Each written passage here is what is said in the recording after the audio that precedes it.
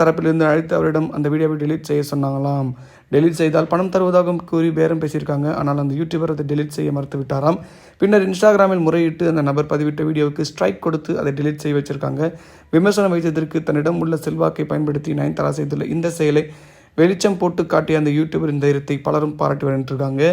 பொதுவாக சினிமா துறையில் இருக்க எல்லாருமே சாதிப்பாங்களா அப்படின்னு கேட்குறேன் தாண்டி நயன்தாராவை பொறுத்த வரைக்கும் ரொம்ப கஷ்டப்பட்டு தான் சினிமா துறையில் வந்தாங்க. எல்லாரும் ஒத்துக்கிற ஒரு விஷயம்தான்.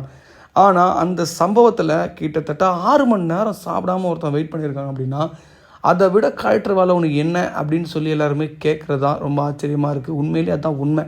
ஏன்னா இவங்களோட ப்ரொமோஷனுக்கு அவங்க வந்திருக்காங்க. நியாயப்படி பார்த்தா இவனுங்களை தான் செருப்பு கட்டி வச்சிருக்கணும். ஏன்னு பார்த்தீங்கன்னா ஒரு ப்ரொமோஷனுக்கு வராங்க அப்படின்னா நீ காசு சம்பாதிக்கலாம், ஆனால் உன்னோட மரியாதை இழந்துட்டு நீ அங்கே இருக்கணுமா அப்படின்னு சொல்லி ஆச்சரியப்படுற அளவுக்கு எல்லாருமே எல்லா இன்ஃப்ளூயன்சரையும் வச்சு செஞ்சிட்ருக்காங்க. ஆனால் அதில் ஒரு யூடியூபர் மட்டும் உண்மையை எடுத்து போட்டு